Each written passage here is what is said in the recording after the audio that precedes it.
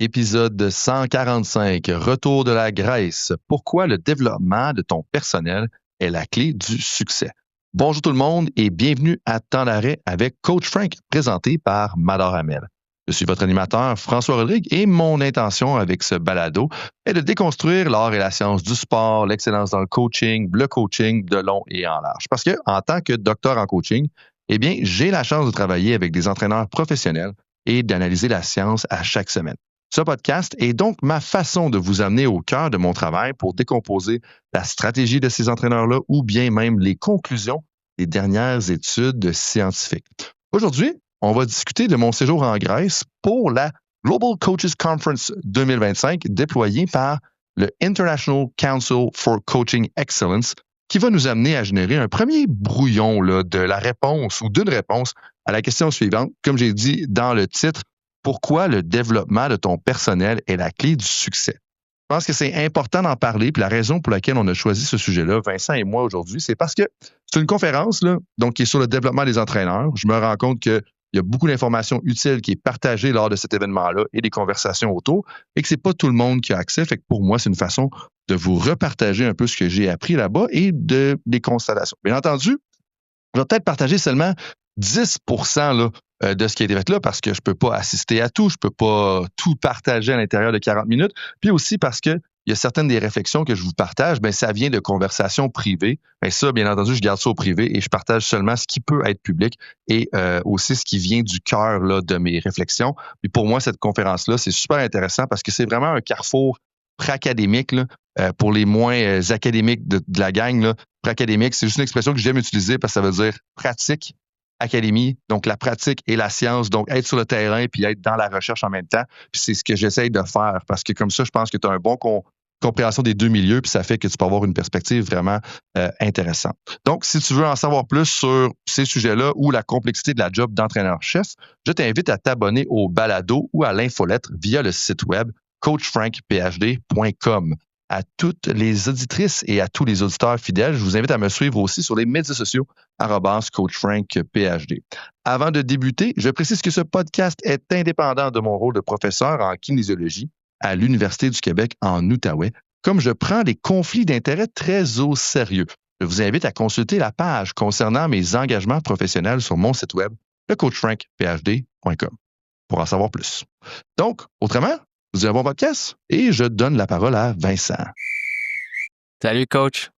Gros épisode aujourd'hui. Ça va être super intéressant de pouvoir revenir sur ton séjour en Grèce. Mais avant d'aborder le sujet, j'aimerais qu'on discute d'un article récent qui a secoué le milieu scolaire, du sport scolaire. C'est intitulé « Gagner le bol d'or, mais à quel prix ?» de Jean-Nicolas Blanchet du Journal de Québec. Il porte sur le prix de la victoire chez les jeunes, principalement dans le football. Donc, peux-tu nous résumer le contenu de l'article pour nos éditeurs qui ne l'ont pas lu et nous dire qu'est-ce que tu en penses? Ouais, je vais pas être en mesure de résumer l'article au complet parce que je l'ai feuilleté, ça fait de ça quelques jours encore. Mais tu sais, en bout de ligne, l'argumentaire, c'est que OK, les équipes qui vont gagner le bol d'or, donc au football secondaire, mais qu'en bout de ligne, il y a des jeunes qui vont être cloués sur le banc toute l'année. Tu sais, honnêtement, puis j'en parlais un peu avec un coach, je suis un peu mitigé par rapport à ça. Dans le sens que, comme oui, je comprends là, qu'il faut qu'il y ait du sport pour le développement, du sport pour la participation, puis que c'est bien plus intéressant. Mais à un moment donné, là, qu'un kid se sente humilié, puis que les parents en rajoutent, puis qu'un journaliste en rajoute, après que tu aies passé une saison sur le banc, là, qu'est-ce qu'on enseigne à nos enfants? Est-ce qu'on enseigne à nos enfants de persévérer? Est-ce qu'on enseigne à nos enfants que, hey, pour avoir du succès puis être partant, ben, il faudrait peut-être que tu travailles pendant 1 an et demi? Je donne mon exemple, qui est une anecdote. Moi, personnellement, je n'ai pas joué en secondaire 4. Ça a été difficile. Mais est-ce que ça a travaillé ma résilience? Est-ce que ça m'a enseigné à devenir plus persévérant? Est-ce que ça m'a fait comprendre que pour avoir du succès dans la vie, ben, il faut que tu le mérites puis que tu travailles fort? Ben oui, je n'étais pas de calibre à être un partant dans la Ligue Midget 3A au football en Beauce à l'époque. Puis rendu à mon secondaire 5 ou à mon cégep 1, je l'étais en mesure d'être partant. Mais je l'ai mérité, ça. Puis moi, ça me dérange beaucoup qu'on mette encore une fois le fardeau sur les coachs qui veulent gagner. Comme ultimement, le jeune a une responsabilité. Puis en plus, au football, il y a une question de sécurité. Si tu ne sais pas ce que tu fais, tu peux te faire déchausser, là. Déchausser littéralement. Est-ce qu'on rend vraiment service? Il y a plein d'arguments, puis je trouve que c'est là qu'il y a des fois, là, comme j'imagine que M. Jean-Nicolas Blanchet fait son travail, là, mais c'est là que ça contraste pour moi avec des articles qu'on voit d'Alexandre Pratt puis de Martin Leclerc, qui prennent le temps de faire leur recherche, de citer les sources scientifiques, de décomposer le problème de long et en large. Puis je pense que c'est un peu... résumer le problème trop rapidement que de dire gagner le bol d'or, mais à quel prix. Puis les parents, je pense qu'il faut qu'on enseigne à nos enfants à être persévérants. Puis, donc, je suis mitigé. La raison pour laquelle je suis mitigé, c'est que je pense que, est-ce qu'il faut faire quelques différences? Est-ce qu'on parle de la différence entre un sport participatif ou un sport compétitif? Si tu es dans une ligue compétitive, là, puis tu es à 16 ans, là, il n'y a pas de question, là, on met les meilleurs joueurs ou les meilleures joueuses sur le terrain. Donc, ça, c'est le premier affaire. Si tu es dans le sport participatif, c'est une autre chose. Donc, on veut favoriser le développement, puis ça, c'est compris. Puis c'est là que quand on blâme les coachs pour ces éléments-là, nous, là, on a fait, moi puis mon collègue André Lachance, on avait fait une proposition là, il y a quelques années à une ligue de football. On a fait quelque chose de similaire aussi à une ligue de baseball. La proposition a été refusée à chaque fois. Mais le but, c'était justement d'encourager la participation. La proposition qu'on avait faite, c'était pourquoi vous ne coupez pas le calendrier en deux? Je m'explique. C'est qu'on a une première moitié de saison, peut-être 4, 6, 8 matchs, dépendamment du sport et de la ligue, où est-ce que là, tu as un classement, mais ce classement-là, il va comme se réétablir après la 6e et la 8e match. Bien entendu, je résume là, la suggestion là, très grandement en ce moment. Puis là, on repart après ça avec une deuxième moitié de calendrier qui, elle, sert au classement puis à se préparer pour les séries éliminatoires.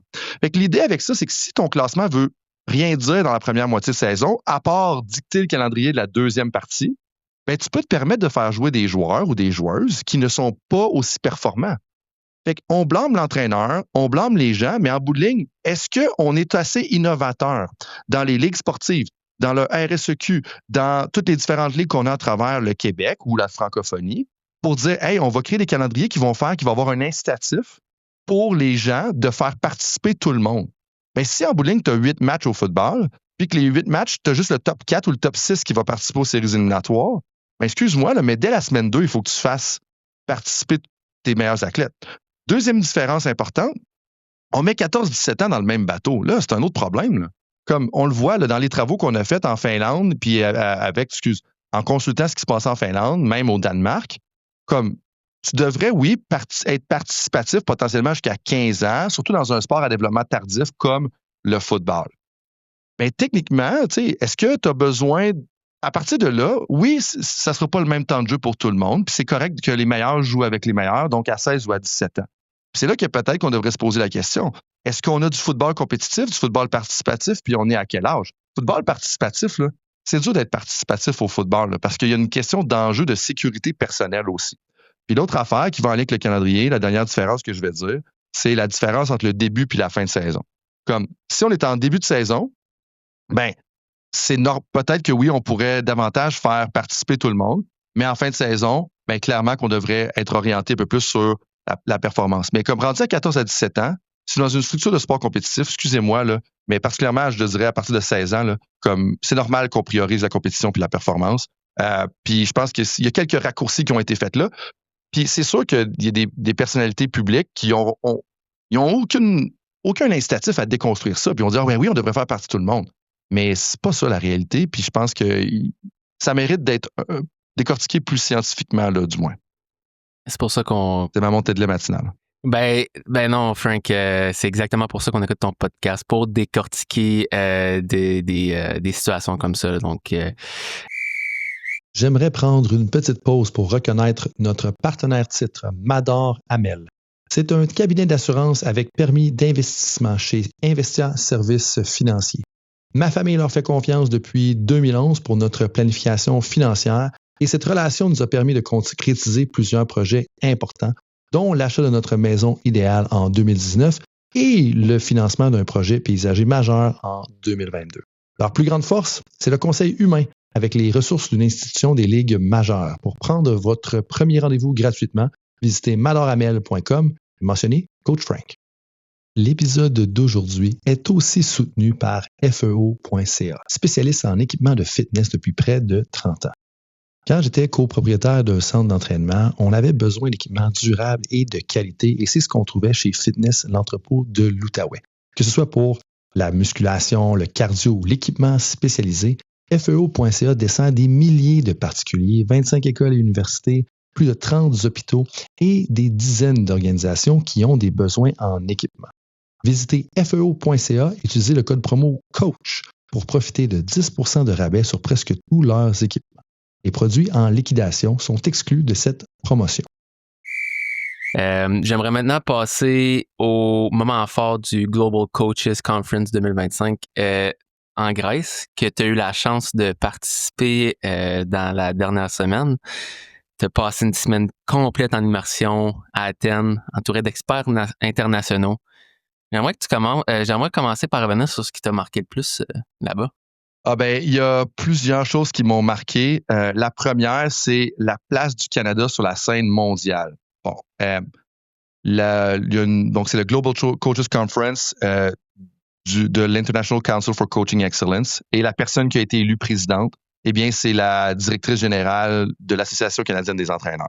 Après ça, il y a eu plusieurs présentations du Canada, autant de l'Association canadienne des entraîneurs, de mon laboratoire, de l'INS. Il y a eu aussi On the Podium qui a présenté. Donc, il y a vraiment eu plusieurs présentations du Canada, puis on peut voir que le Canada est influent sur la scène du coaching international, puis on peut être vraiment confiant dans les trous verts qu'on va faire. Puis là, j'ai skippé des personnes parce que je peux pas nommer tout le monde. Là, il y a Penny Wertner de l'Université de Calgary, Diane Culver de l'Université d'Ottawa. Et puis, on partage vraiment beaucoup sur la scène mondiale. Puis ça, pour moi, c'est quelque chose qui m'a marqué. On peut être confiant là-dedans. Ensuite de ça, une chose qui m'a marqué aussi, c'était le fun de voir que, moi, ça faisait 6 ans que j'avais pas été. La dernière édition était à Tokyo. Il y a plusieurs, j'ai fait un doctorat sur le développement des entraîneurs de haute performance. Fait que tu es un coach d'équipe nationale, tu es un coach professionnel, qu'est-ce qu'on peut faire pour t'améliorer, tu sais? Puis tu fais un doctorat, tu te dis, hey, 314 pages en anglais avec du langage académique, combien de personnes vont lire ça réellement, tu sais? Bon, il y en a peut-être 6, il y en a peut-être 12, il y en a peut-être 15, puis je suis même pas sûr que c'est une exagération, c'est peut-être la réalité. Ceci étant dit, je pense qu'il y avait au moins 4 organisations qui ont cité ce que j'ai fait avec Pierre Trudel dans ma thèse de doctorat comme étant une source d'inspiration pour le modèle de développement des entraîneurs. Ça, pour moi, comme c'est un beau... Puis oui, c'est toujours le fun d'avoir de la reconnaissance, mais surtout, c'est le même but que je fais avec le balado. C'est la même affaire avec mon doctorat. Je veux des choses qui sont utiles puis qui ont un impact sur le terrain. Ben, tu me dis qu'il y a des organisations dans le monde qui prennent le modèle qu'on a suggéré puis qui le prennent puis qui partent avec ça puis qui l'implantent comme mission réussie. L'autre chose qui m'a marqué, puis là, je suis encore dans l'anecdote, on va aller probablement plus sur le concret pour les coachs dans quelques instants. En discussion avec un professeur qui est en Angleterre, pour rester quand même général, il me dit « Hey Frank, comme c'est vraiment bon ton podcast, mais je suis comme, mais tu parles juste anglais, là, de quoi tu parles? » Puis il me dit « Ben, c'est quoi, je veux apprendre le français, puis je voulais écouter quelque chose d'utile en même temps. » Fait que je me suis dit que j'allais écouter ton balado pour ça. Fait que ça explique pourquoi on a des lessons en Angleterre, que j'avais aucune idée pourquoi. Mais maintenant, ça l'explique. Fait que ça, c'est quand même le fun aussi. Puis, dernier point, peut-être plus général, mais qui va, en guise, faire un lien avec la suite, mais aussi peut-être éveiller les gens. Il y a eu, ce qui m'a frappé, moi, de cette édition aussi, comparativement à 2019 à Tokyo, c'est que il y avait vraiment plusieurs organisations dans le monde, là, puis tu sais, je veux dire en Belgique, en Norvège, en Angleterre, au Portugal, en Nouvelle-Zélande, qui utilisaient la science littéralement. Fait qu'ils se sont dit, hey, comme c'est vraiment intéressant ce qu'on fait, mais on va utiliser la littérature scientifique puis des professeurs universitaires pour nourrir ce qu'on fait sur le terrain. Puis pour moi, ça, c'est riche parce que puis, tu sais, là, il y a des débats là-dessus, puis je me suis plaint. Il y avait même eu un débat en des présentations. Moi, j'aime ça faire des présentations dynamiques, appliquées. Puis là, il y a des théoriciens dans la salle qui sont comme, ah, ben là, c'est quoi ton cadre théorique? Puis ils veulent pousser ça. Puis là, je suis comme, OK, là, mais ça aide pas vraiment le monde. Au-delà de ma deuxième montée de lait pour ce matin, je suis très fier. Puis pour moi, c'est très important de faire de la recherche qui est appliquée, qui va sur le terrain.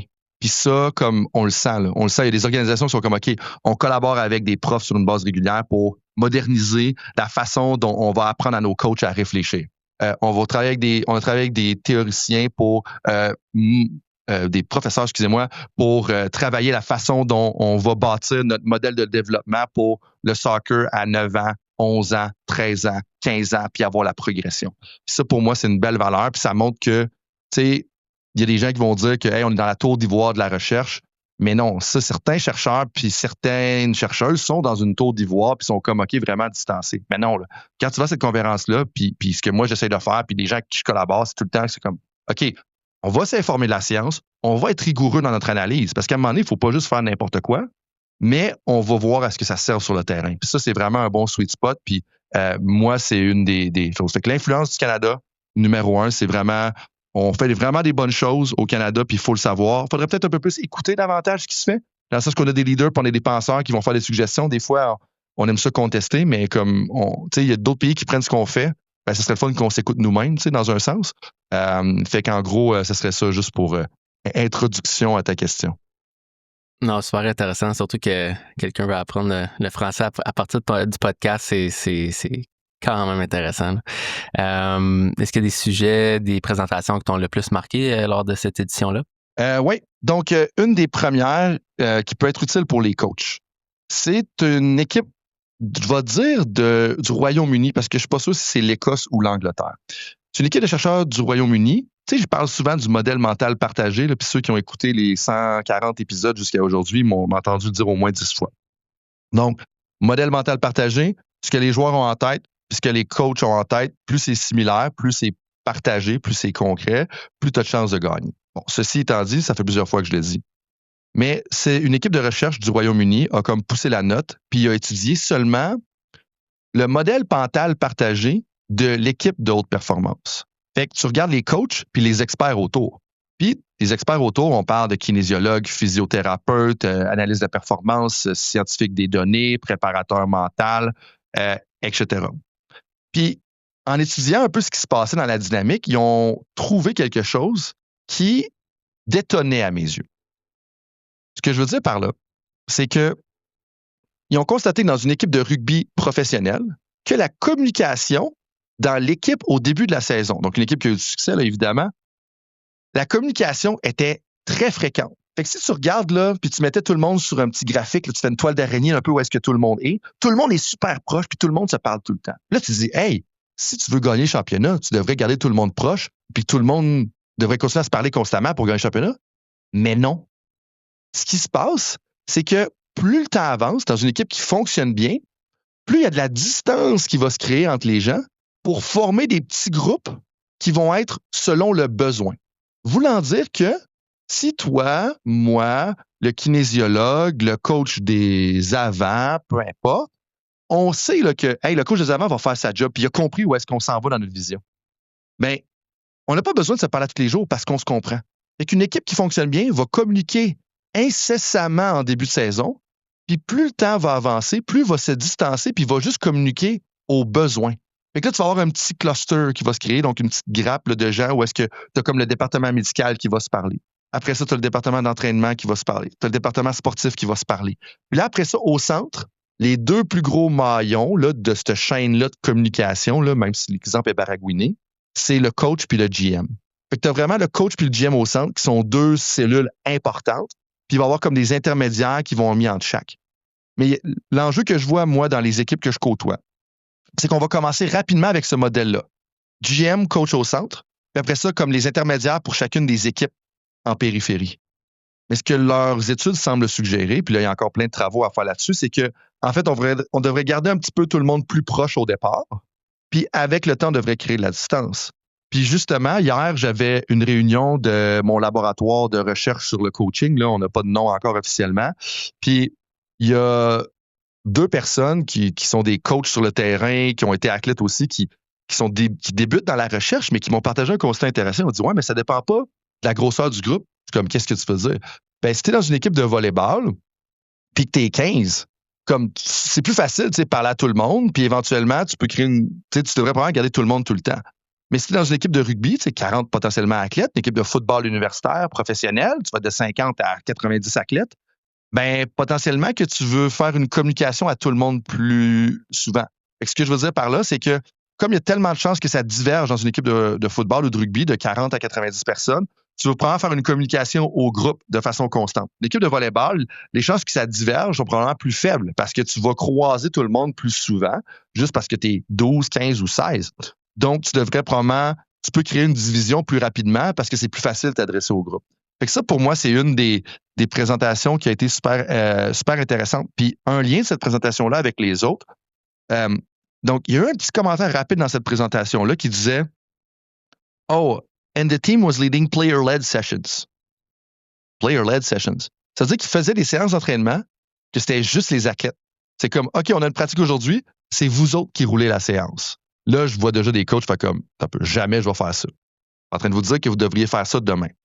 Mais ce qui est intéressant, c'est qu'il y a 3 présentations, dont une présentation, puis celle-là, c'est une plénière, fait que je vais me partager de le dire, c'est de la fédération, du dirigeant du développement des entraîneurs pour la UEFA, donc l'Organisation européenne du soccer. C'est le directeur du développement des entraîneurs. Puis lui, surtout, il était en Belgique là, jusqu'à cet été. Puis il disait qu'eux aussi, ils font des player-led sessions. Ça veut dire des séances où est-ce que c'est les joueurs ou les joueuses qui dirigent complètement la séance. Puis là, je suis comme, je vois déjà plein de coachs faire de l'anxiété juste avec ça. Je suis sûr qu'il y en a qui nous écoutent à l'instant qui en font. Mais là, OK, ce qu'on dit, c'est que c'est super bon pour l'autonomie, c'est super bon pour la responsabilisation du développement. Je le vois. Là, tu te dis, OK, je fais jamais ça dans mon coaching. Pas besoin de commencer par ça tout de suite. Ce que tu peux commencer en premier, c'est de dire, OK, ben on va faire un player-led meeting, donc une réunion qui est menée par les joueurs. Après avoir une réunion menée par les joueurs, ben, tu peux peut-être faire un éducatif qui est mené par les joueurs. Donc, tu as un drill d'avantage numérique de 10 minutes qui, lui, c'est comme, OK, on a des enjeux sur l'avantage numérique, notre performance est à 13%, on voudrait qu'elle soit à 25%. OK, les gars, les filles, vous êtes responsables de la séance de prochaines 10 minutes. Vous travaillez ensemble pour améliorer l'avantage numérique. Ça va peut-être être moins bénéfique à court terme. Parce que c'est sûr que si tu as le coach expert en avantage numérique qui vient faire une recommandation précise, donc tu devrais amener ça aux oreilles, après l'avoir amené aux oreilles, tu mets ça en arrière du net, après ça, tu la ramènes en avant du net dans la personne qui va avoir fait une permutation. Bon, si tu fais ça, peut-être que ça va être plus rapide. Mais par contre, l'enjeu puis l'avantage, en fait, avec les player-led sessions, c'est que quand tu arrives plus tard dans la saison, vu que les athlètes ont développé de l'autonomie, ils sont responsabilisés, sont meilleurs à résoudre les problèmes. Puis ça, on en a parlé à quelques reprises, puis c'est d'ailleurs sorti du laboratoire de recherche en coaching hier, où est-ce qu'on parlait d'être des coachs doivent être des problem setters. Donc, de définir des problèmes puis de laisser les athlètes les figurer. Bien, ça, c'est quelque chose qui fait un lien avec ça. Fait que cette présentation-là, puis quand je disais dans l'introduction, tu sais, que je peux juste parler peut-être de 10%, c'est peut-être même 1% de tout ce qui a été discuté.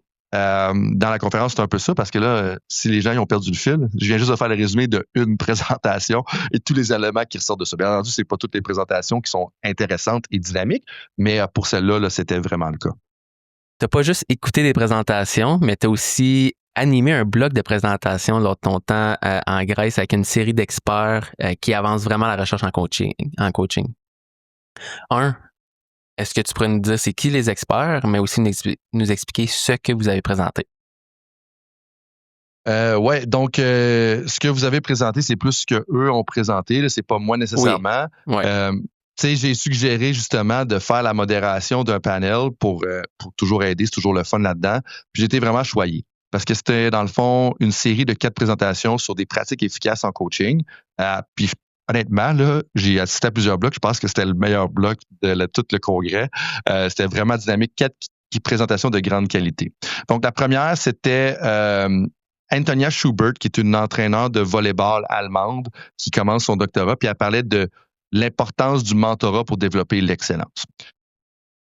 Ce que j'ai retenu de celle-là, c'est que c'est toujours bénéfique d'avoir un mentor, autant formel qu'informel pour des entraîneurs particulièrement haut niveau, ce qui fait un lien avec un peu ma thèse de doctorat que je parlais tout à l'heure. Par contre, on devrait avoir un peu plus d'ouverture par rapport à la fluctuation du format du mentorat. On a tendance à voir le mentorat, on va se rencontrer de façon régulière, peut-être aux 2 semaines, 3 semaines, 4 semaines, peu importe, mais qu'en réalité, le format devrait changer en fonction de tes préférences. Je pense à un ancien client, être à refaire, je pense qu'on aurait condensé son mentorat, son coaching durant l'été.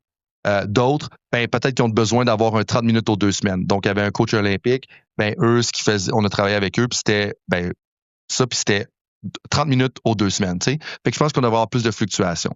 La deuxième, c'est probablement peut-être ma découverte justement du congrès, c'est Svenja Vaxmuth, qui a présenté sur le modèle de développement des entraîneurs pour la Fédération allemande de soccer. Donc, ils travaillent avec la fédération de main en main, là, de façon intime. Je ne sais pas si on peut dire ça comme ça. Puis elle, c'est une professeure en psychologie dans une université allemande qui travaille directement dans les entraîneurs. Puis ce qui était vraiment intéressant pour moi, c'est comment est-ce que, ça fait un lien avec l'introduction, la Fédération de soccer allemande a fait vraiment une intégration de la littérature scientifique puis de la recherche. Et qui ont un processus en 7 étapes pour améliorer le développement des athlètes par le développement des entraîneurs. La première étape, c'était de dire, OK, c'est quoi le problème qu'on veut cibler? 2, ils travaillent de main en main avec cette professeur-là, d'autres, du doctorant et un autre professeur pour dire, OK, qu'est-ce que la littérature nous dit là-dedans? Après ça, ils travaillent avec des experts sur le terrain pour voir c'est quoi leur avis. Ils mettent ça ensemble, puis ils vont créer un programme de développement puis de formation pour améliorer l'enseignement des éducatifs par les entraîneurs allemands. Puis là, l'Allemagne au soccer, j'ai pas besoin de vous dire que c'est une très bonne fédération puis qu'ils font bien les choses. Puis en fait, un de mes regrets dans la vie, c'est de pas parler allemand là, parce que ils sont vraiment bons au niveau sciences du sport et tout ça. Fait que pour moi, la leçon à retenir, c'est que encore une fois, le partenariat entre chercheurs et organisations, quand tu mets les deux ensemble, tu peux vraiment contribuer au développement de ton personnel. Tu sais, on revient à la question, au thème là, un peu la conversation. La troisième présentation, c'était de Sergio Larabercial. Sergio Larabercial, il n'y a pas besoin d'introduction. C'est l'auteur, premier auteur sur tous les travaux qui ont été faits sur les serial winning coaches. Il est super impliqué partout, coach une équipe de haut niveau également, de 16 ans et moins de basketball. Puis, dans le fond, il a étudié le cas de Pablo Lasso, qui est un entraîneur de basketball qui a gagné plus de 10 championnats. Là, je pense que c'est même peut-être 20, là, mais je suis pas sûr à 100%. Là, 20 trophées, je pense que c'est l'expression exacte, avec 2 équipes de basketball en Europe. Puis pour les coachs là, qui sont pas en fin de carrière, en transition de contrat, je devrais dire, puis en action, j'ai peut-être 2 trouvailles. La première, c'est de future-proof ton coaching. Justement, hier dans le labo, on en parlait, où est-ce qu'on disait, tu sais, des fois, on va se baser sur nos expériences. Mais quand on se base sur nos expériences, là, on se base sur le passé. Est-ce qu'on devrait vraiment se baser sur le passé? Le passé, il nous apprend un peu certaines choses, mais en réalité, on va toujours coacher dans le futur ou le prochain match. Puis, Pablo Lasso, cet entraîneur-là, je l'invite à le googler, un des principes directeurs de son coaching, c'est future-proof ton coaching. Future-proof ton système. Donc, prépare ton système à ce qu'il soit fonctionnel dans le futur, dans les prochains matchs. Et lui est toujours dans cette perspective-là. Puis, un des éléments qu'il veut enseigner aussi à ses athlètes, donc dans le même point un peu, c'est le relentless competitiveness. Que tu ne peux pas t'en sortir au plus haut niveau sans être compétitif, je vais dire à mort, là. On s'entend que c'est au sens figuré de la chose, là, mais relentless competitiveness, c'est comme d'être compétitif sans relâche, en bout de ligne. Puis c'est ça que ça devient important que si tu as du succès au plus haut niveau. L'autre affaire qui est peut-être à retenir, donc Pablo Lasso, il a gagné plus de 20 trophées, si je ne m'abuse, avec 2 équipes, mais c'est quand même fait congédier. Donc, que tu le veuilles ou non, là, que tu gagnes les championnats ou pas, là, tu vas te faire congédier un jour. Okay? Donc ça, c'est la triste réalité, mais comme entraîneur dans le plus haut niveau, il faut que tu acceptes ça. Ça, là, généralement, les gens l'acceptent. C'est surtout si c'est la game que tu décides de jouer là, quand tu es junior et que tu penses à monter au plus haut niveau. Mais l'autre affaire, c'est que là, il est en 2 jobs, puis il a eu du succès, ben il attend. Il attend pour choisir la job qui fit avec ça. Puis ça, je pense que des fois, on a des entraîneurs, des directeurs généraux, directrices, entraîneurs, qui sont un peu trop pressés de monter les échelons. Tu es dans une bonne situation, là, reste dans ta bonne situation, puis attends de voir une opportunité qui peut être vraiment bénéfique pour ton contexte. Un contexte qui va être vraiment bénéfique pour ta carrière. Et la dernière, c'était la présentation de Liam McCarthy, un ami, un collègue qui travaille avec la USA Tennis. Puis une chose qui est importante, je pense, qui ressort de là, c'est qu'eux, ils ont établi 4 niveaux, 4 étapes de formation là, pour les entraîneurs. Ils ont fait des changements majeurs depuis 2018. Puis là, ils commencent à toucher les retombées. Donc, écoute, je ne sais pas si tu as bien saisi ce que je viens de dire, là, mais ils ont commencé à faire des changements majeurs en 2018 et commencent à récolter les retombées aujourd'hui dans leur développement des entraîneurs. Ça veut dire quoi, ça? C'est comme, il faut être patient quand on fait des changements de grande envergure dans une organisation, dans un système. On parle de USA Tennis, c'est quand même très large, on s'entend. Et l'autre chose qui ressort de là, c'est l'importance de reframing, donc de recadrer les attentes. Puis là, ça va avoir l'air un peu philosophique, ce que je vais dire là. Mais si vous vous y attardez, ça fait du sens puis c'est utile. Un des principes qui ressort de la présentation, c'est Negotiate what good looks like. Je le dis en anglais parce que c'est ça qui a été dit littéralement dans la présentation, puis je veux redonner à César ce qui revient à César. Alors, je vous rappelle, je nomme les gens parce que je pense pas qu'il faut s'approprier le crédit des autres. C'est pas moi qui ai pensé à ça, là, c'est ces 4 auteurs-là. Puis, negotiate what good looks like, ça veut dire, c'est jamais exactement clair. C'est quoi être excellent en formation des entraîneurs, mais aussi être un excellent entraîneur adjoint au hockey professionnel. Ben, ce qu'ils disent, c'est comme, il faut que tu t'assoies puis que tu te dises, OK, faire un excellent travail, là, ça ressemble à quoi comme entraîneur adjoint? Mais trop souvent, comme organisation, donc, on parle des directeurs généraux qui vont embaucher des coachs ou des coachs qui vont embaucher des entraîneurs adjoints. On va pas poser ces questions-là. On va pas prendre le temps de s'asseoir et de dire, OK, voici ce quoi je m'attends que c'est du bon travail. Puis après ça, on va avoir des frustrations qui vont s'accumuler parce que la personne n'a fait pas un excellent travail. Mais as-tu pris le temps de négocier avec cette personne-là? Puis négocier, c'est pas une négociation de contrat. Négocier, c'est une expression là, en apprentissage qui veut dire, toi puis moi, on en discute, puis on arrive à une entente, à un point commun sur qu'est-ce que ça représente. Mais en début de saison, là, est-ce que vous avez pris le temps avec votre staff, avec votre personnel, de négocier, de recadrer c'est quoi faire du bon travail comme entraîneur, comme développeur de coach, comme entraîneur adjoint, etc. Puis ça, je pense que c'est vraiment une idée centrale que si on vient de terminer la saison, là, il y a plusieurs équipes de football qui viennent de terminer la saison, ben en janvier, ça devrait être quelque chose qui est fait, tu sais. Potentiellement des équipes de hockey, ben peut-être dans la pause des fêtes ou à d'autres moments, ça peut être aussi fait. Il n'est pas trop tard pour le faire, mais ça devient important pour dire ça va éviter beaucoup de frustration, je pense, à court et surtout pour l'entraînement à moyen terme. Est-ce qu'il y a des organisations qui t'ont inspiré avec leur approche dans la façon dont ils font leurs entraîneurs?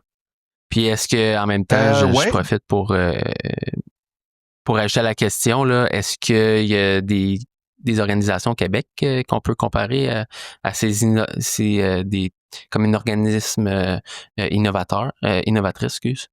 Oui. Donc, l'INS Québec fait certainement un travail de repenser les choses puis d'amener à défier les choses. Je pense qu'il faut regarder aussi en dehors du Québec. Tu sais, il y a des bonnes choses qui se font au Québec. Avec l'INS, tu peux avoir le pôle sport qui va faire certaines approches innovantes. Mais tu sais, des fois, à cause qu'on est au Québec, on n'est pas conscient qu'il y a des excellentes choses qui se font ailleurs, comme exemple à UBC ou à l'Université de Victoria. Même CSI Canadian Sport Institute West, je pense, là, je suis plus sûr du nom exact, mais qui est dans l'Alberta, en collaboration avec Penny Wertner, par exemple, il y a des excellents travaux qui se font. Moi, il y en a 2 là, qui m'inspirent beaucoup. C'est Sport Flanders, donc Sport Flandre, là, donc la partie du nord de la Belgique, où est-ce qu'il intègre vraiment le développement de la réflexion dans leur développement de modèle de développement des entraîneurs, puis aussi le Comité olympique norvégien, où est-ce qu'ils investissent vraiment dans les personnes pour après ça dire que ça va sous-tendre à la performance. Puis ça, pour moi, là, c'est 2 organisations clés, mais on n'a pas à être gêné de ce qu'on fait, là, je veux dire, au Québec. J'ai pas eu autant conscience de ce qui se passe en France. J'ai parlé avec quelques personnes qui sont en France, qui ont écouté le balado dans les dernières années. Fait que je m'excuse si je ne nomme pas l'INSEP ou les autres, mais je ne sais pas exactement ce qu'ils font. Peut-être qu'on pourra voir ça davantage dans le futur. Mais pour l'instant, je pense qu'on peut être confiant de ce qu'on fait. Mais il y a comme un alignement provincial qui me chicote au Québec, mais ça, c'est peut-être plus pour un autre épisode, plus sur le développement des entraîneurs, mais il y a un alignement là, qu'on doit améliorer, je pense, au Québec, mais ça sera pour une autre conversation. Puis, tu as nommé Sport Flanders. Qu'est-ce qu'ils font particulièrement qu'on pourrait peut-être apprendre d'eux autres ici au Québec ou ailleurs? Ben, c'est vraiment le développement des compétences intrapersonnelles, là. Donc ça, c'est la version académique de ce que ça veut dire. Mais en bout de ligne, c'est de développer la conscience de soi des entraîneurs par l'analyse vidéo, par exemple, de soi-même. Ça peut être de former les entraîneurs à dire c'est quoi de la bonne pratique réflexive, comment ça sert de se poser des questions. Puis ça fait un lien avec l'épisode 144. Tu sais, dans l'épisode 144, je disais d'entraîner l'intelligence artificielle pour te poser des questions plutôt qu'aller trouver des réponses. Puis c'est un peu ça, je pense. Tu sais, si on peut, je pense, travailler davantage avec les entraîneurs pour qu'ils comprennent bien c'est quoi des séries de questions que tu peux te poser pour faciliter ta réflexion ou de bâtir des outils, ben, je pense que tu peux intégrer dans l'intelligence artificielle puis que l'intelligence artificielle te renvoie. Je pense que c'est une bonne façon de le faire. Après combien de temps peut-on se dire qu'on est excellent en dessin, en cuisine ou en sport? Comme vous le savez très bien, ça prend au moins 10 ans à se former et à se perfectionner pour devenir un expert ou une experte. C'est pourquoi je fais affaire avec Mador Hamel quand il est question de décisions financières. Mador Hamel, c'est un cabinet d'assurance avec permis en fonds communs de placement auprès d'Investia Services Financiers. Leur équipe a accompagné des centaines de personnes et gère 170 millions de dollars en investissement pour des particuliers et des organisations depuis 2001. Par exemple, ils travaillent avec des dirigeants d'entreprise, des médecins et diverses organisations de partout au Canada grâce à leur licence de pratique en plusieurs provinces. Mais à mon avis, c'est pas juste leur expérience pour vrai qui les rend excellents, c'est aussi le fait qu'ils agissent comme des coachs financiers. Depuis 2011, j'ai vu cette expertise-là à l'œuvre pour ma propre famille, honnêtement. Grâce à leur approche, on a pu acheter notre maison idéale en 2019, réaliser un projet d'aménagement majeur en 2022, tout en préparant solidement notre fonds de retraite. Mais au-delà des résultats, leur plus grande valeur, là, je le disais, c'est comme être un coach, c'est le conseil et l'accompagnement dans la prise de décision. Comme un coach, il t'empêche de commettre des erreurs quand tu dois gérer tes émotions dans le feu de l'action, que ce soit quand ta vie change ou qu'il y a des fluctuations sur les marchés. Personnellement, ce que j'apprécie particulièrement, c'est qu'ils investissent vraiment pour les personnes avec qui ils travaillent. Leur slogan, c'est d'être des conseillers de vraie vie et je peux vous dire que c'est le cas. Ils ne prennent pas juste des clients pour prendre des clients, ils te prennent quand tu es rendu là dans ta vie et qu'ils peuvent vraiment t'aider en faisant des analyses honnêtes de tes décisions financières. Alors que tu vas acheter une maison, payer les études de tes enfants, structurer ton fonds de retraite comme travailleur indépendant ou travailleur à contrat, ou investir pour ton organisation, je t'invite à prendre ton premier rendez-vous gratuitement via le madorhamel.com et mentionner Coach Frank. Quand on magasine de l'équipement de fitness, on fait souvent face au même dilemme. Soit c'est des prix abordables, mais c'est pas très solide ou fiable. Soit c'est de qualité, mais ça coûte une fortune. C'est exactement le défi que je vivais quand j'étais copropriétaire d'un centre d'entraînement pour athlètes. C'est à cette époque que j'ai connu FEO.ca, Fitness l'entrepôt de l'Outaouais. Depuis près de 30 ans, ils ont trouvé la formule parfaite. Pas compliqué? Fournir de l'équipement de qualité à prix abordable, c'est pas trop demandé, c'est exactement ça qu'ils font. Ils peuvent répondre à tous les besoins en équipement parce qu'ils opèrent avec une division commerciale et une division résidentielle, offrant ainsi une gamme complète d'équipements de cardio, de musculation, de réhabilitation, de yoga, de pilates, de boxe, de MMA et de suppléments nutritionnels en veux-tu, en v'là. Donc, en 2017, en tant qu'ancien joueur de football qui se respecte, je voulais m'acheter justement un rack à squat pour mon entraînement à la maison. Mes critères étaient clairs. Il fallait que ce soit stable quand il y avait 300 livres sur la barre, puis que ça ne commence pas à shaker de partout, puis que ce soit durable à un prix qui fait du sens. Eh bien, le rack que l'équipe de FEO.ca m'a recommandé répond encore parfaitement à ces critères-là aujourd'hui, 8 ans plus tard. C'est encore mon équipement de prédilection dans mon sous-sol. Un rack, une barbell, de la fonte. On n'a pas besoin de plus que ça dans la vie. D'ailleurs, leur expertise parle d'elle-même avec des partenariats établis avec la Défense nationale, 25 écoles et universités, plus de 30 hôpitaux et des dizaines d'organisations gouvernementales qui ont tous choisi FEO pour leurs besoins d'équipement.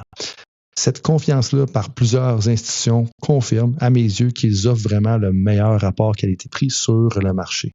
FEO.ca reconnaît aussi l'importance des premiers répondants en leur offrant des rabais spéciaux. Donc, si ça vous concerne, allez-y. Pour toutes les autres personnes, visitez FEO.ca et utilisez le code promo COACH pour profiter de 10 % de rabais sur tous leurs équipements. Les produits en liquidation sont exclus de cette promotion. Je suis convaincu que les auditeurs ont des milliers de questions sur ton séjour en Grèce, mais l'épisode tire à sa fin. J'aimerais quand même poser une question d'auditoire d'un de nos auditeurs qui s'appelle Félix.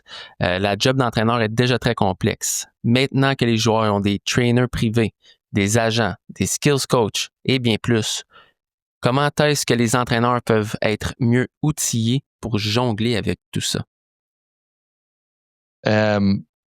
Excellente question. Je peux voir que Félix est bien au courant de ce qui se passe en temps réel. D'ailleurs, je veux aussi dire merci à tout le monde. Là, j'ai reçu plusieurs questions depuis l'épisode 144, une dizaine de messages positifs par rapport à l'épisode 144. On vous invite à le refaire. Pour répondre à la question, donc, comment est-ce que les entraîneurs peuvent être mieux outillés pour jongler avec tout ça? Bon, outillés, OK, juste là, est-ce qu'il y a des outils qu'on peut leur donner pour résoudre ça? Je ne suis pas certain. Ce qu'on peut faire, par contre, puis ce que je pense qui devient important, ça revient à ce qu'on disait tout à l'heure. Negotiate what goods looks like. Donc, d'être capable, donc ils vont avoir des agents, des skills coachs et tout ce monde-là pour les aider à atteindre un objectif. Toi, en tant qu'expert hockey, expert d'une équipe, ça peut être important de t'asseoir avec l'athlète, puis de l'aider à comprendre où est-ce qu'il doit s'en aller. Donc, what good looks like. Donc, de définir avec lui c'est quoi sa version potentielle maximale. L'autre affaire, ça fait un lien aussi avec la communication qu'on parlait tout à l'heure. Donc, ton rôle probablement en tant que coach, c'est d'avoir une communication constante, régulière avec ces gens-là pour qu'il y ait un alignement puis un arrimage dans tout ça. Donc, je pense que la communication, ça devient important. Puis l'autre élément que j'ai dit a priori. Ensuite de ça, ça revient un peu à Henriksen et collègues 2025, donc une étude qui a été faite récemment sur des environnements de haute performance danois. Et puis, on parle de leading the person. Donc, tu sais, on dit comment est-ce que les entraîneurs peuvent être mieux outillés pour jongler avec tout ça. Est-ce que c'est des outils ou c'est d'amener l'entraîneur à cartographier un peu l'environnement de performance de l'athlète? Donc, le lien avec Henriksen, ils ont étudié l'environnement de performance des athlètes olympiques danois ou paralympiques danois dans ce contexte-là. Mais tu sais, est-ce que ça veut dire, si tu es dans une équipe de hockey, de prendre le temps de t'asseoir avec chaque athlète, de voir, OK, qui est là autour de toi, qui travaille dans ton quotidien, qui vient te soutenir dans ton quotidien, puis après ça, de dire orienter par rapport à tout ça, d'orienter l'athlète par rapport à tout ça. Je pense que ça, c'est un élément important à faire. Donc, ça revient principalement à la communication, puis comprendre que ce que tu contrôles, c'est ce que tu contrôles aussi. Donc, voulant dire que ce que tu contrôles, c'est le travail sur l'avantage numérique, le travail sur le désavantage numérique, le travail dans ton équipe. Là, je prends l'exemple de Félix parce que je sais que Félix est dans le hockey. Je pense que c'est vraiment là, l'élément important. Donc, il y a quelques éléments à retenir.